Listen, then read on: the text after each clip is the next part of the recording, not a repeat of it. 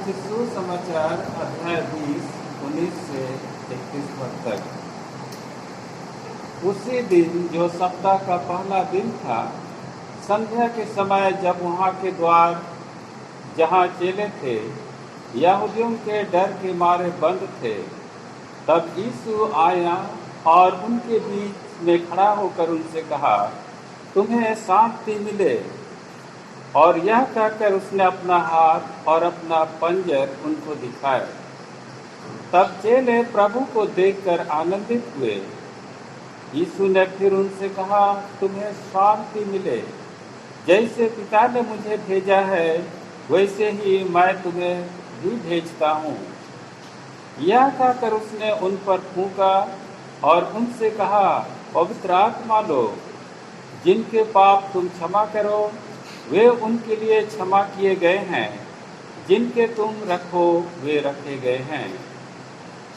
परंतु 12 में से एक अर्थात थोमा, जो दिदमुस कहलाता है, जब यीशु आया तो उनके साथ ना था।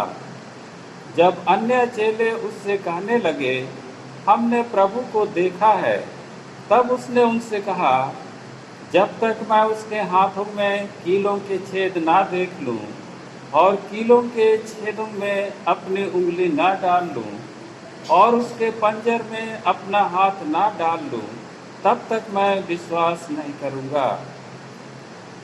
8 दिन के बाद उसके चेले फिर घर के भीतर थे और थोमा उनके साथ था और द्वार बंद थे। तब यीशु आया और उनके बीच में खड़े होकर कहा, तुम्हें शांति मिले। तब उसने थोमा से कहा, अपनी उंगली यहाँ लाकर मेरे हाथों को देख और अपना हाथ लाकर मेरे पंजर में डाल और अविश्वासी नहीं परंतु विश्वासी हो। यह सुन थोमा ने उत्तर दिया, हे मेरे प्रभु, हे मेरे परमेश्वर। यीशु ने उससे कहा, तूने मुझे देखा है, क्या इसलिए विश्वास किया है? धन्य वे हैं जिन्होंने बिना देखे विश्वास किया। यीशु ने और भी बहुत से चिन्ह चेलों के सामने दिखाए, जो इस पुस्तक में लिखे नहीं गए, परंतु ये इसलिए लिखे गए हैं कि तुम विश्वास करो कि यीशु ही परमेश्वर का पुत्र मसीह है और विश्वास करके उसके नाम से जीवन पाओ। यह प्रभु यीशु ख्रीस्त का सुसमाचार है। हे प्रभु यीशु ख्रीस्त, तेरी स्तुति हो। हम प्रार्थना करें। हे स्वर्गीय प्रेमी पिता परमेश्वर, हम आपका धन्यवाद करते हैं कि आपने हमें यह नया दिन दिया है कि हम इस नए दिन में आकर आपकी स्तुति और महिमा करें। आपके पुत्र यीशु ख्रीस्त के लिए हम धन्यवाद दें कि उसको आपने मरे हुओं में से जिलाया और उसके जी उठने के द्वारा से हमें जीवन का लाभ दिया है। इस समय जो वचन हमने सुने हैं, उस पर हम मनन ध्यान करने वाले हैं। आप हमारी अगुवाई कीजिए, अपनी पवित्र आत्मा भेजिए, ताकि आपके वचनों को सुने, समझें और आपकी महिमा के लिए बढ़ें। हमारे प्रभु यीशु ख्रीस्त के द्वारा, आमीन। बैठ जाइए। आज यीशु ख्रीस्त के पुनरुत्थान के पश्चात प्रथम प्रभुवार है और उपदेश का मुख्य विषय है प्रभु यीशु के पुनरुत्थान के माध्यम से हमें आनंद और शांति, शक्ति और नया जीवन प्राप्त हुआ। प्रभु यीशु के पुनरुत्थान के माध्यम से हमें आनंद और शांति, शक्ति और नया जीवन प्राप्त हुआ। आनंद और शांति, शक्ति और नया जीवन प्रभु यीशु से ही आते हैं। यीशु ख्रीस्त के द्वारा ही परमेश्वर का अनुग्रह और शांति इस जगत में आया। यीशु ख्रीस्त ही मृतकों में से जूटने वाला प्रथम जन हुआ, अर्थात वही प्रथम पुनरुत्थान है। उससे फिर मरने की आवश्यकता नहीं है। यीशु का पुनरुत्थान सर्वोच्च और सर्वश्रेष्ठ है। यीशु प्रभु है, जो था और आने वाला है, अर्थात वह शाश्वत और अपरिवर्तनशील प्रभु है। आज वही यीशु है जो सदा काल से रहा है और सदा काल तक एक जैसा रहेगा। यीशु अपने पुनरुत्थान के पश्चात अपने चेलों के सामने प्रकट हुए, जो यहूदियों के डर के मारे एक घर के अंदर बंद थे। वे संभवतः उपरौली कोठरी में, जहां पहले भी वे यीशु के साथ एक बार ठहरे थे। वे बहुत अधिक भयभीत थे, क्योंकि अधिकारियों ने प्रभु यीशु के ऊपर बहुत अधिक जुल्म किया था। इस प्रकार उनके सामने अप्रत्याशित खतरा मंडरा रहा था कि कभी भी उनको कैद खाने में डाला जा सकता था या क्रांतिकारियों की तरह प्राण दंड दिया जा सकता था। ऐसे भय से पीड़ित चेलों के बीच यीशु अचानक उपस्थित हुआ और 3 विशेष बातों का वह जिक्र करने लगा। प्रथम बात, अपने स्वयं के जी उठने के बारे में। चेलों के बीच उसका प्रकट होना वास्तविक ही था, परंतु यीशु के अचानक उपस्थिति ने उनको बहुत डरा दिया था। उनको ऐसा लग रहा था मानो वे किसी भूत को देख रहे हों। इसलिए यीशु को पहले यह प्रमाणित करना पड़ा कि वह वास्तविक रूप से प्रभु यीशु ही है और कोई भूत नहीं। इसके लिए उससे 2 तरीके से अपने चेलों को बताना पड़ा। पहला, उसने जैसे यहूदी समाज में दिन प्रतिदिन नमस्कार करने का दस्तूर या तरीका है, वैसा उससे कहना पड़ा, तुम्हें शांति मिले। दूसरा, उसको अपने शरीर के घाव या चोट के निशान बताने पड़े। उसने अपने हाथ पैर चेलों को दिखाए जिनमें कील ठोके गए थे, ताकि वे यीशु के घाव को पहचान कर विश्वास कर लें कि वे अपने वास्तविक प्रभु यीशु ख्रीस्त को ही साक्षात रूप में देख रहे हैं। यीशु की इस प्रगटीकरण या उपस्थिति का चेलों पर एक अविश्वसनीय आनंद और आश्चर्य की लहर छा गई। उनके हृदय आनंद से भर गए और उनकी निराशापूर्ण मनोदशा एक ऊंची विजित विश्वास में बदल गई।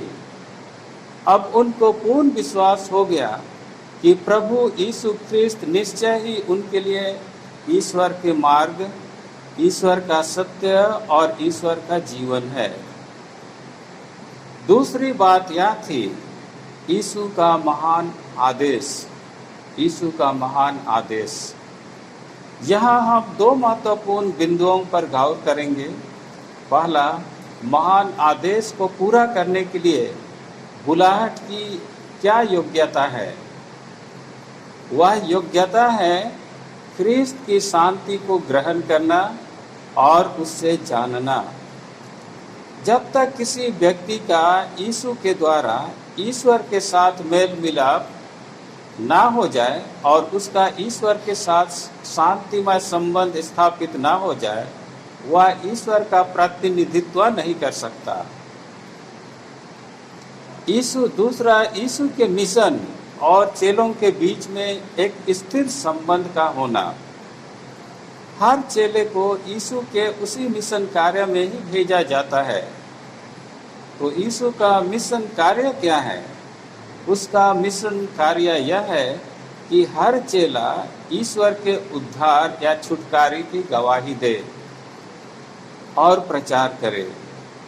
हर चेला जीवित प्रभु यीशु का एक भविष्यद्वक्ता और गवाह होता है। क्योंकि यीशु ही मार्ग है, इसलिए चेले संसार में लोगों के बीच यीशु को मार्ग के रूप में बताएं। यीशु सत्य है, इसलिए चेले इस सत्य की घोषणा या प्रचार करें।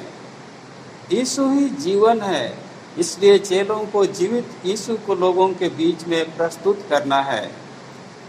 तीसरा, परमेश्वर ने यीशु को भेजा और उससे सारा अधिकार दे दिया है, इसलिए यीशु भी अपने चेलों को संदेशवाहक के रूप में भेजता है। वह कहता है, जैसे पिता ने मुझे भेजा, मैं भी तुम्हें भेजता हूँ। इसलिए पौलुस कुरिन्थियों के नाम दूसरी पत्री 5वां अध्याय 20 और 21 पद में कहता है, इसलिए हम मसीह के राजदूत हैं, मानो परमेश्वर हमारे द्वारा विनती कर रहा है। हम मसीह की ओर से निवेदन करते हैं कि परमेश्वर के साथ मेल मिलाप कर लो। परमेश्वर ने यीशु को, जो पाप से अज्ञात था, उसी को उसने हमारे लिए पाप ठहरा दिया कि हम उसमें होकर परमेश्वर की धार्मिकता बन जाएं। यूहन्ना 15 अध्याय 16वें पद में यीशु कहता है, तुमने मुझे नहीं चुना, परंतु मैंने तुम्हें चुना है और तुम्हें नियुक्त किया कि तुम जाकर फल लाओ और तुम्हारा फल बना रहे, कि तुम मेरे नाम से जो कुछ पिता से मांगो वह तुम्हें दे। तीसरी बात है, यीशु चेलों को पवित्र आत्मा देते हैं। यीशु चेलों को पवित्र आत्मा देते हैं। यीशु अपने चेलों को तुरंत भेजा। अब वह अपनी शक्ति अपने चेलों को देता है, वे उसके आदेश को पूरा करें। इसके लिए वह उनको पवित्र आत्मा देता है। यीशु ने चेलों के ऊपर फूंक कर कहा, पवित्र आत्मा लो। चेलों के ऊपर फूंकना एक सामर्थ का प्रतीक या चिन्ह है, जो एक आत्मिक तैयारी थी। ऐसा करके यीशु यह बताना चाह रहा था कि अब चेलों के ऊपर पवित्र आत्मा की एक विशेष उपस्थिति और शक्ति हमेशा बनी रहेगी। लेकिन यह पवित्र आत्मा यीशु ख्रिस्त के स्वर्गरोहण से पहले नहीं आ सकता था। इसलिए चेलों से कहा गया था कि जब तक पवित्र आत्मा उन पर ना उतरे, तब तक वे यरूशलेम को ना छोड़ें। यीशु ने उन्हें यह भी कहा कि जिनके पाप तुम क्षमा करो, वे उनके लिए क्षमा किए गए हैं, और जिनके पाप तुम रखो, वे रखे गए हैं। जब यीशु अपने चेलों के बीच प्रकट हुआ था, उस समय यीशु का एक चेला थोमस उनके बीच में नहीं था। उसके साथियों और अन्य चेलों ने उससे बताया कि उन्होंने यीशु को देखा था, पर उसने आजकल के उन लोगों की तरह विश्वास करने से इनकार कर दिया कि यीशु वास्तव में मृतकों में से जी उठा था। चेलों ने इस सत्य की गवाही दी, पर थोमस ने विश्वास नहीं किया। वह चेलों के गवाही के विरुद्ध तर्क वितर्क करने लगा और विश्वास नहीं ही किया। वह बहुत ही निराश हो गया था। उसकी निराशा इस बात पर दिखाई दिया जब उसने कहा, जब तक मैं उसके हाथों में कीलों के छेद ना देख लूं और कीलों के छेदों में अपनी उंगली ना डाल लूं और उसके पंजर में अपना हाथ ना डाल लूं, तब तक मैं विश्वास नहीं करूंगा। फिर एक सप्ताह बाद सभी चेले घर के भीतर एकत्रित थे और उस समय थोमस भी उनके साथ था, पर दरवाजे अंदर से बंद थे। और यीशु उनके बीच अचानक आ खड़ा हुआ और कहा, तुम्हें शांति मिले। और यीशु शीघ्र थोमस की ओर मुड़ा। यीशु को पता था कि थोमस में अभी भी उसके प्रति अविश्वास है, क्योंकि थोमस विश्वास करने के लिए प्रमाण चाह रहा था। यीशु ने भी ठीक वही शब्द इस्तेमाल किया जो थोमस ने विश्वास के लिए चेलों से प्रमाण की मांग की थी। यीशु ने उससे कहा, अपनी उंगली यहाँ लाकर मेरे हाथों को देख और अपना हाथ लेकर मेरे पंजर में डाल, और अविश्वासी नहीं परंतु विश्वासी हो। यीशु आज भी हर व्यक्ति के हृदय को जानता है। वह उसके संदेह को, उसके भय को, आशा को और निराशा को अच्छी तरह से जानता है। यिर्मयाह नबी की पुस्तक 17वां अध्याय 10वें पद में लिखा है, मैं यहोवा मन की खोजता और हृदय को जांचता हूँ, ताकि प्रत्येक जन को उसकी चाल चलन के अनुसार अर्थात उसके कामों का फल दूं। यीशु ने थोमस को चेतावनी दी और कहा, विश्वासी हो, क्योंकि थोमस बहुत ही खतरनाक राह पर चल रहा था। चेलों ने उससे कई बार सावधान भी किया था, लेकिन वह उनकी गवाही का बार बार इनकार किया था।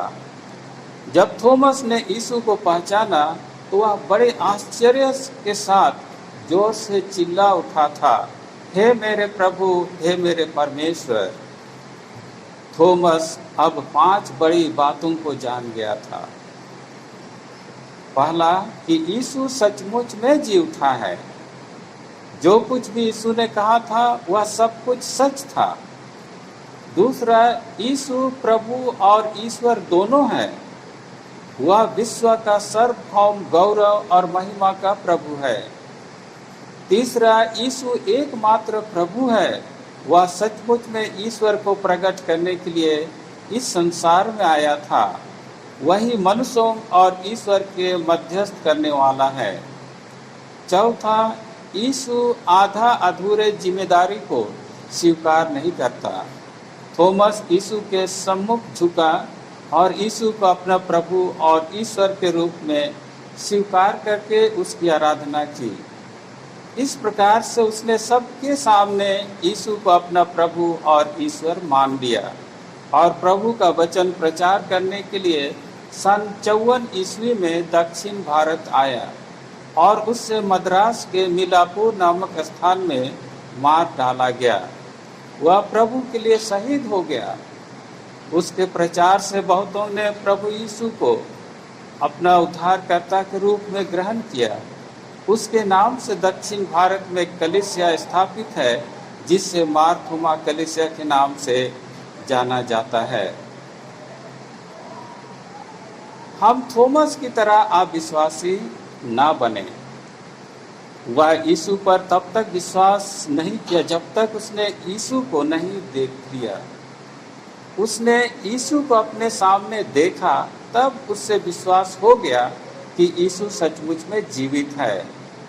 थोमस के इस विश्वास के द्वारा हम सारी मानव जाति को जो महान शिक्षा मिलती है वह यह है कि बिना प्रमाण के ही हम सनातन शाश्वत यीशु पर विश्वास करें, सहृदयता और तत्परता से विश्वास करें, प्रेम और हिफाजत तथा जिम्मेदारी से विश्वास करें और मानव हृदय की प्रकृति और आवश्यकता को लेकर यीशु पर विश्वास करें।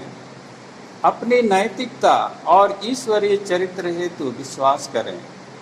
हम इसलिए भी विश्वास करें कि ईश्वरीय गवाहियाँ भी ऐसा ही कहती हैं। हम इसलिए विश्वास करें कि हमारा अंतर मन भी गवाही दे। कहने का तात्पर्य यह है कि जो व्यक्ति बिन देखे यीशु पर विश्वास करता है वह अपने जीवन में चरित्र बल, कोमलता और हृदय की तत्परता व्यक्त करता है और पवित्र आत्मा की गवाही के लिए संवेदनशील रहता है। इसलिए वह व्यक्ति एक विशिष्ट आनंद, तेजस्वी आनंद में से ऐसा भर जाएगा, आशीषित हो जाएगा, जो वर्णन से बाहर होगा। प्रकाशित वाक्य पहला अध्याय 9 से 20 पद में जी उठे यीशु के द्वारा अपने चेलों यूहन्ना को दिए प्रथम दर्शन का जिक्र किया गया है। इस दर्शन में महिमावान यीशु ख्रिस्त 7 कलीसियाओं के नाम संदेश देते हैं, परंतु कलीसियाओं को संदेश देने के पहले यीशु ख्रिस्त यूहन्ना को अपनी एक झलक दिखाना चाहता है। यीशु ख्रिस्त कहता है कि हर युग का मसीही जन यह जान ले कि यीशु कौन है, जिसने यह संदेश कलीसियाओं को दिया है। यीशु ख्रिस्त चाहता है कि हर मसीही विश्वासी जान ले कि कलीसियाओं के नाम जो संदेश आ रहा है वह विश्व के सर्वोच्च महिमामय ईश्वर से ही आता है, जिससे बहुत ध्यान से सबको सुनना है, जिसमें सारी शक्ति और ज्ञान के अथाह भंडार निहित हैं। वह जो सबका भरण पोषण कर सकता है, पूर्ण भरोसा, पूर्ण सुरक्षा और न्याय दे सकता और नाश भी कर सकता है। वही मनुष्य के पुत्र महिमान्वित यीशु ख्रिस्त का दिव्य दर्शन है। यूहन्ना बताता है कि यीशु ने यह प्रकाशन का दर्शन उससे उस समय दिया जब वह पतमुस टापू में था। वह पतमुस टापू में यीशु ख्रिस्त के एक विशेष मिशन कार्य के लिए निर्वासित कर दिया गया था कि वह परमेश्वर का वचन प्रचार और जी उठे यीशु ख्रिस्त की गवाही दे। यूहन्ना का यीशु ख्रिस्त का दर्शन इतना अद्भुत था कि यह वर्णन से बाहर था। उस समय वहाँ यीशु के विषय वर्णन के लिए कोई मानवीय भाषा नहीं थी, क्योंकि उस टापू में यूहन्ना अकेला था और कोई व्यक्ति नहीं था, और वहाँ सिर्फ यूहन्ना से वह स्वर्गीय भाषा के द्वारा से बात कर रहा था।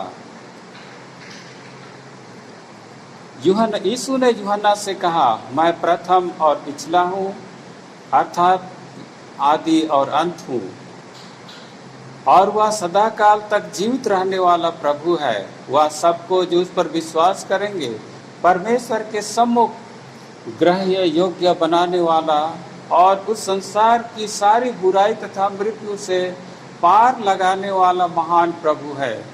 मृत्यु और नरक की कुंजियां उसी के पास हैं। वही संसार का उद्धार करता है। उसने मृत्यु के ऊपर विजय पाई है और वही न्याय और नरक से बचा सकता है। उसी के पास मृत्यु और नरक को खोलने की कुंजियां हैं, और मृत्यु और नरक इन दोनों के बंधनों से वही सबको छुड़ा सकता है। वही हरेक की आंखों से आंसू पोंछ डालेगा, और आगे को कोई मृत्यु या शोक या रोना या दुख नहीं रहेगा, और सब पुरानी बातें जाती रहेंगी। यीशु ख्रिस्त यूहन्ना को अपना आदेश दोहरा कर कहता है। वह उससे कहता है कि 3 बातें लिख। ये 3 बातें प्रकाशित वाक्य नामक पुस्तक की रूपरेखाएं हैं। यूहन्ना को लिखना था जो कुछ भी उसने देखा था, अर्थात महिमान्वित यीशु का दर्शन 1 से 2 अध्याय तक। अभी कलीसियाओं की क्या दशा है 2 अध्याय से 3 अध्याय तक, और बाद में इस कलीसिया की क्या दशा होगी, अर्थात मानव इतिहास का अंत, यीशु मसीह का दूसरा आगमन और संसार का अंत 4 अध्याय से 22 अध्याय तक।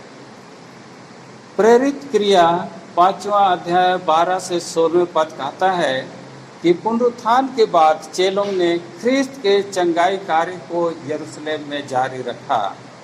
चेलों ने प्रार्थना की कि ईश्वर का वचन बड़ी साहस के साथ सब लोगों को बता सके, और ईश्वर अपना हाथ उन पर ऐसा फैलाए रहे कि वे अद्भुत चिन्ह और चमत्कार के काम करते रहें।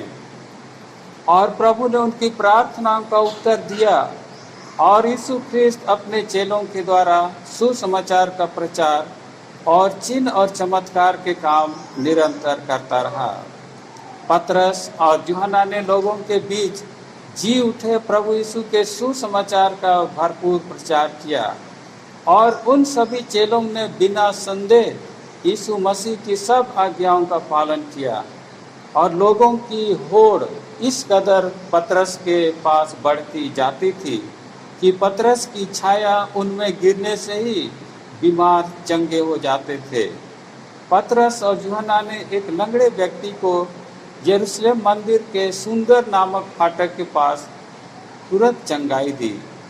इस प्रकार चेलों के द्वारा नित्य ऐसी अद्भुत घटनाएं होती गईं। वे बड़े साहस पूर्वक वचन का प्रचार करते और प्रभु के द्वारा चंगाई कार्य करते गए। इस प्रकार चेलों के हाथों से कई अद्भुत काम होते जाते थे। उन अद्भुत चिन्ह और चमत्कार करने का मुख्य उद्देश्य स्त्री और पुरुषों को यीशु के पास लाना था। जिस समूह के लोग चंगाई पा जाते थे वे प्रभु यीशु के विश्वास में बढ़ते जाते थे। यह कोई जादुई अंधविश्वास की घटना नहीं थी। लोगों ने पतरस और अन्य चेलों के द्वारा यीशु पर विश्वास किया था। उनमें ऐसा विश्वास था कि पतरस की छाया उनमें पड़ जाना ही चंगाई के लिए काफी है। हमें भी प्रार्थना करनी चाहिए कि ईश्वर हमें साहस दे और वह अद्भुत तरीके से हमारे जीवन में कार्य करे और उसका सुसमाचार सब तरफ बढ़ता चला जाए। सब लोगों के मन प्रभु के सुसमाचार को ग्रहण करने के लिए तैयार होते जाएं। प्रभु यीशु ने हम सबों को इसलिए बुलाया है कि उसके वचन का प्रचार करें। आइए हम अपना तन मन और धन के साथ प्रभु के वचन प्रसार कार्य को करते जाएं। परमेश्वर हमें आशीष दे। आमीन। हम प्रार्थना करें। हे सर्वशक्तिमान पिता, आप हमारे जीवन के स्रोत, जीवन की शक्ति, आनंद, शांति और सब आशीषों के स्रोत हैं। हम आपसे निवेदन करते हैं कि हमें अपनी पवित्र आत्मा देकर अपने जी उठे प्रभु यीशु के सुसमाचार प्रचार के लिए प्रेरित कर, कि हम आपके पुत्र यीशु मसीह के गवाह बनकर उन लोगों को जो अब तक आपके पुत्र यीशु मसीह के त्राणकारी कार्य से अनजान हैं तथा अपने पापों की सिकड़ी से जकड़े हुए हैं, उन्हें लाने का यत्न करें और वे भी जी उठे प्रभु यीशु ख्रीस्त के आनंदमय जीवन में भागी हो सकें, हमारे प्रभु यीशु ख्रीस्त के द्वारा। आमीन।